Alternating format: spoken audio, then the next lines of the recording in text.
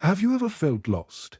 Or maybe just really wanted to prove you could do something on your own? Well, get ready to dive into one of the most heartwarming ocean adventures ever told today. We're revisiting the incredible story of Finding Nemo.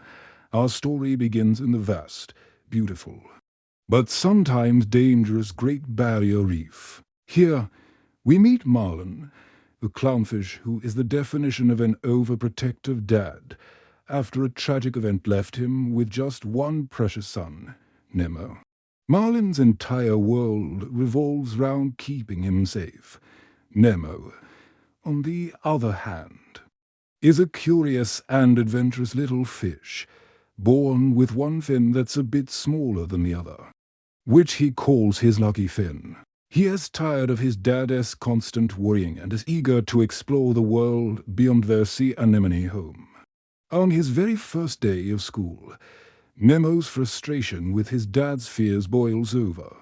To prove he's not a scared little baby, he defies his dad's biggest rule: never swim near the drop-off.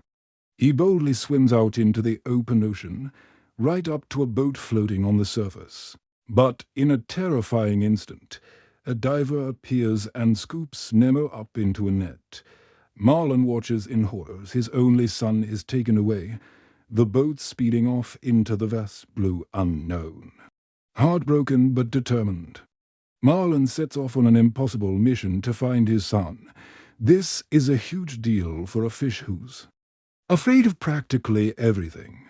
Almost immediately, he bumps into Dory, a friendly but incredibly forgetful blue tang fish.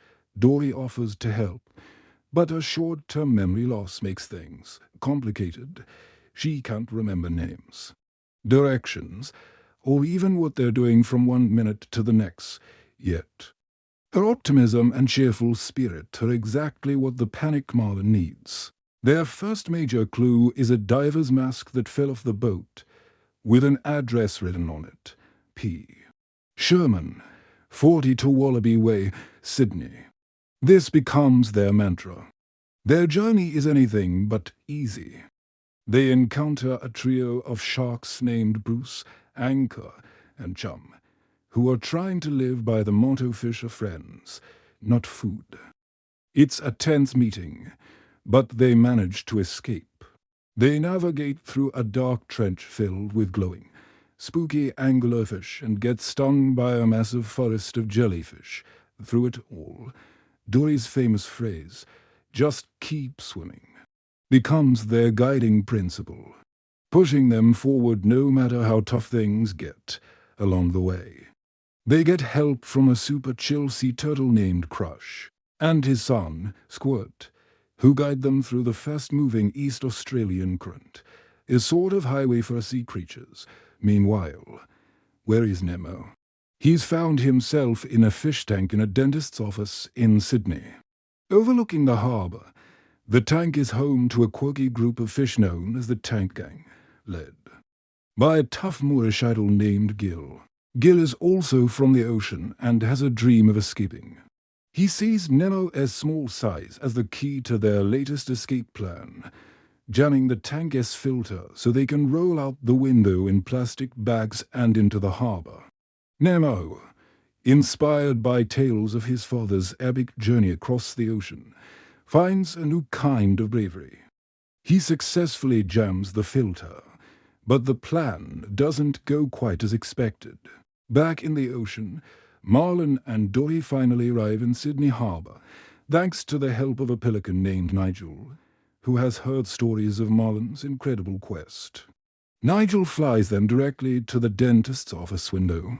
Just as they arrive, they see Nemo playing dead in a plastic bag, a desperate attempt to be flushed down the toilet and back to the ocean. But from the outside, it looks like the worst has happened. Marlin, devastated, believes he's too late.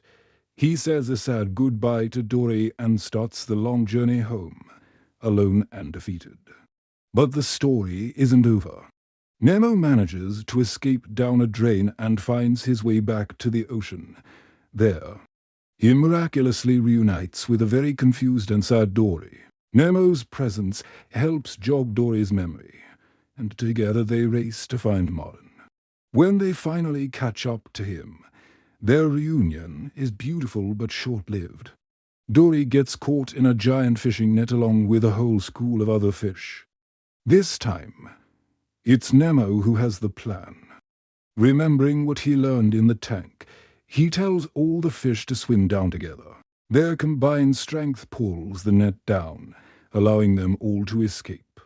In that moment, Marlin finally sees how brave and capable his son truly is.